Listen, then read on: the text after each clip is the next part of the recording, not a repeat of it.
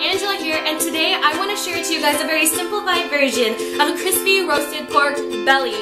Because sometimes a girl can't get a slab of pork belly on her own and has to get, you know, puny little slabs of pork belly, and it's kind of sad and really depressing, and you know, it's not as satisfying as it is when you go to a restaurant. But anyways, the lovely thing about cooking is versatility, and I'm going to show you guys how to utilize these puny little slabs of pork belly into something absolutely mind-boggling. If you haven't had crispy pork belly beef, it is so savory. If you eat, once you get a bite of it, you get that soft, tender pork.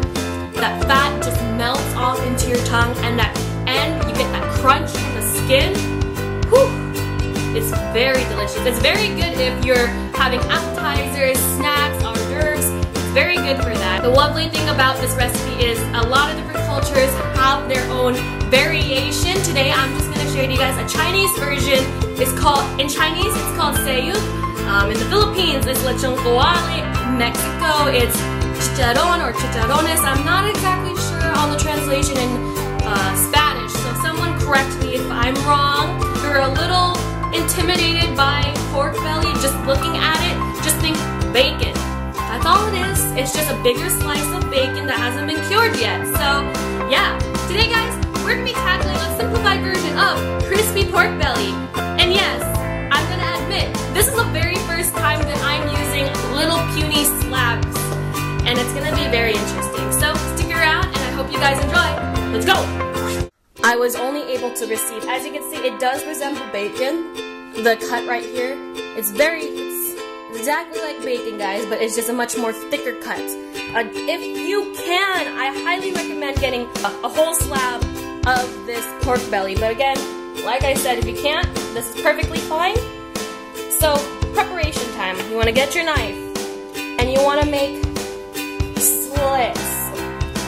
Okay, so I changed my knife. I find a serrated knife or a bread knife is easier to cut through that skin. So we're gonna keep going until we finish all of these slabs. If you do have a whole pork belly, you want to do the same thing, cut and do diagonals in this, so you have little squares on your skin.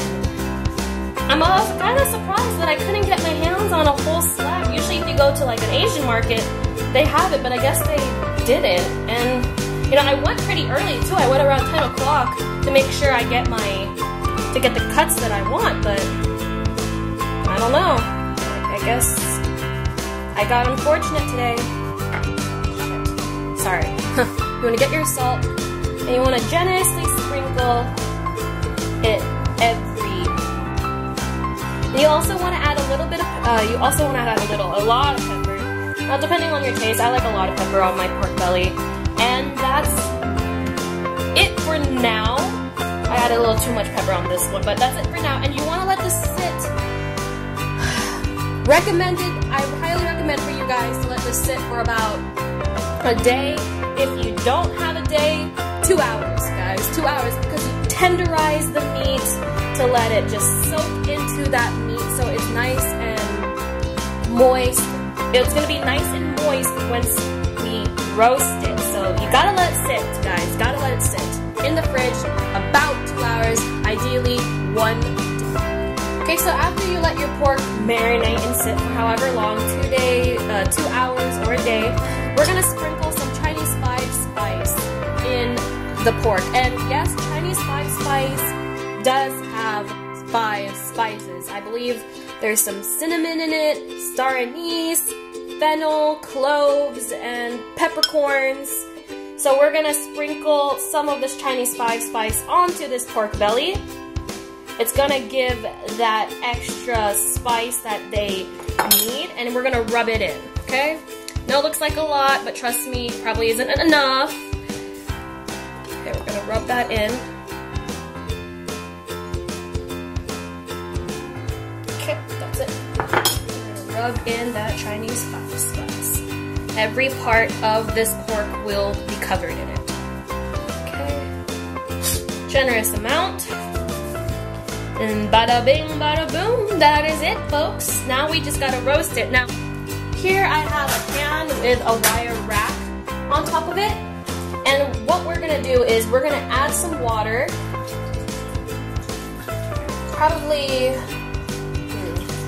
depending on how deep your rack is, you don't want the water to be touching your pork, just enough. Here this was about 2 cups of water, I think 2.5 cups of water.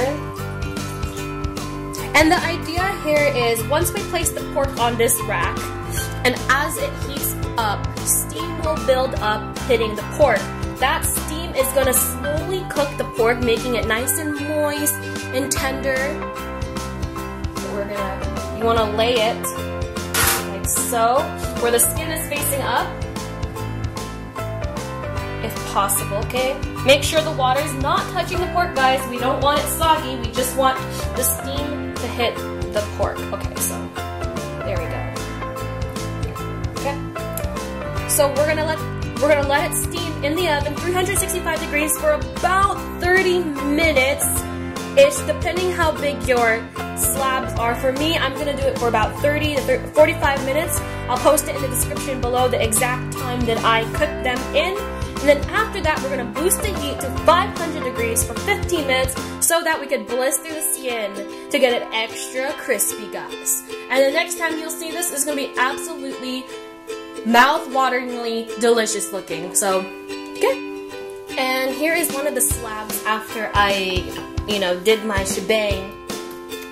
You hear that? It's crispy. I don't know if you could hear that. It's nice and crispy and it looks nice and juicy. You want to let it sit for a little bit, guys. Let it rest, just like with any, roasting or searing meat. Okay?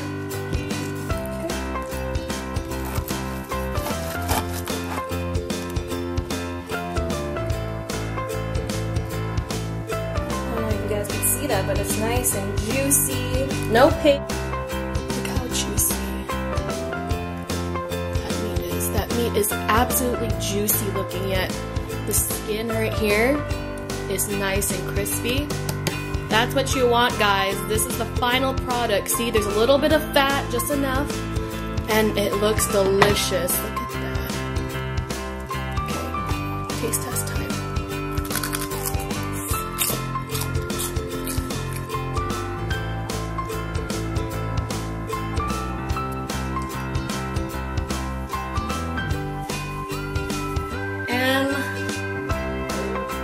There you have it. You're welcome to dip this in any type of dip you like. I personally love vinegar with some chili peppers. But as you can see here, the meat is perfectly cooked. It's juicy, it's tender, because we did that steaming method, and then the skin is extremely blistered and crispy, and it's so satisfying. And it's a little lesson learned, guys. Just because you couldn't get the cut that you want doesn't mean you can't fully commit to your dish. And in this case, I couldn't get a full slab of pork belly, but I had smaller slabs and I utilized my skills and knowledge of cooking to make something really delicious.